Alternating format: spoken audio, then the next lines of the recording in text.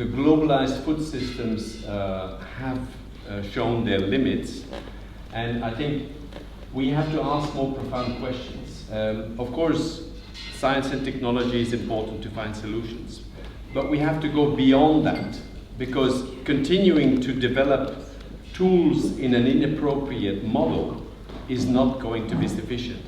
The Intergovernmental Science Policy Platform on Biodiversity and Ecosystem Services, the IPCC on climate, the high-level panel of experts of the Committee on World Food Security, all and others, including IPES-Food, have produced reports that very clearly state that the paradigm in which we are working is not going to allow us to deliver what is needed to provide food security, but also to tackle the biodiversity crisis and the climate crisis. And I think while, of course, the current crisis situation draws the attention to what can be done immediately to solve the problem, we must not forget that the biodiversity loss and certainly the climate crisis is there to stay. And unless we really profoundly rethink our food system model away from an unsustainable industrialized model that is based on specialization, uniformization, monocultures, high dependency on synthetic fertilizers and pesticides, that cannot deliver anymore. We are seeing a realization about the need for this profound change.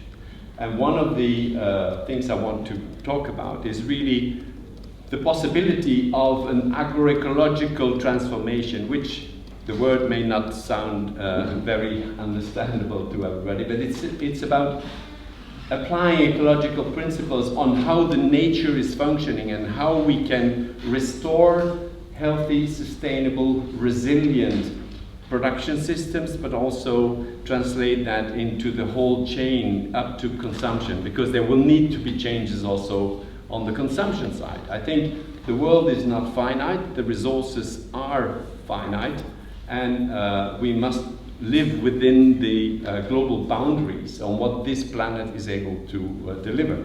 So the whole system has to be rethought to tackle all these issues, all these objectives simultaneously, and not one at the expense of the other. And that's what is really behind the term an agroecological system that is based on diversification, that is based on getting nature to provide the resources that are necessary for productivity. There is now sufficient evidence from all the continents that this system is working, that it is able to feed the world, and do so in a way that is resilient, that is sustainable, and that is also addressing social equity. Because this is also, farmers are often among the poorest people, working hardest, and really being exploited, I would say, by the current systems. And we must address that to bring in really social equity as well as an important objective, and that is also part. So agroecology has been defined internationally by FAO with the 10 elements of agroecology that have been endorsed by 196 member countries and FAO. This has been translated also into 13 principles by the high-level panel of experts of the Committee on World Food Security, and these really translate what it is about, and it addresses all these objectives. And now we recently, in 2021, there was a creation of a coalition on food system transformation through agroecology that is based on implementing these 13 principles to bring about the necessary change to address all these issues that are so interlinked as well.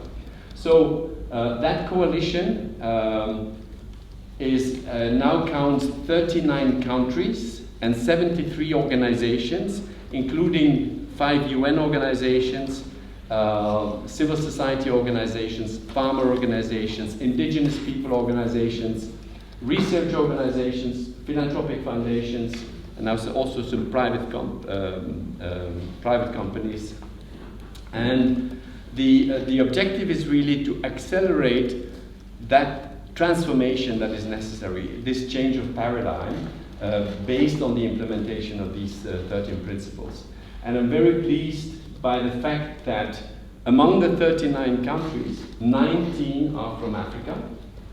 And those include also the African Union Commission through its ecological organic agriculture initiative, that this profound transformation and rethinking different paradigm is necessary. And then we use all the technology that is compatible with these 13 principles. So agroecology is not against technology, but it is very careful in selecting which technologies are going to help us move in the right direction and not just be driven by technology for the sake of technology, or technology that is just focusing on trying to maximize productivity, etc.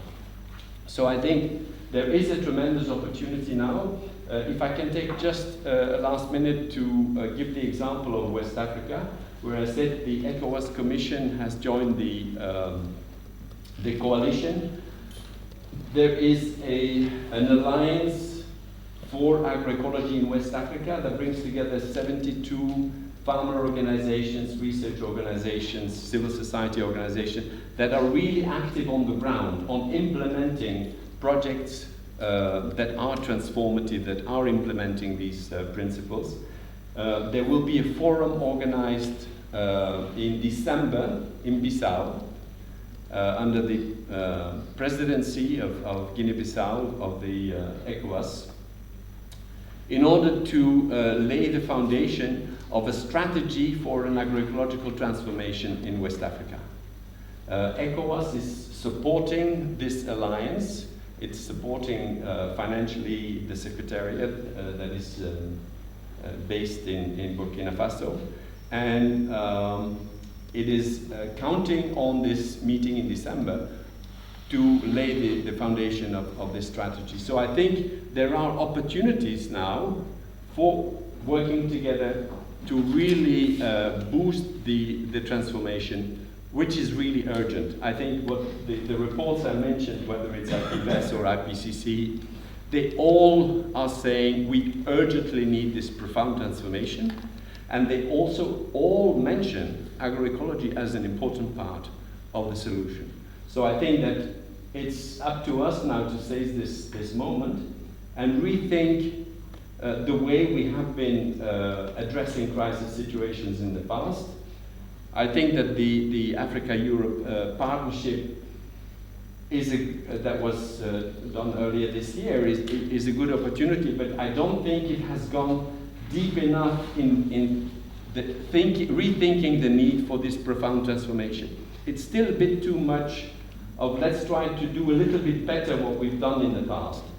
So it's not questioning the paradigm, it's just trying to improve the efficiency, and that's not going to be sufficient. We really must take a step back and say, let's rebuild things from the bottom up in a new way. So I'll leave it as for the Thank you a lot.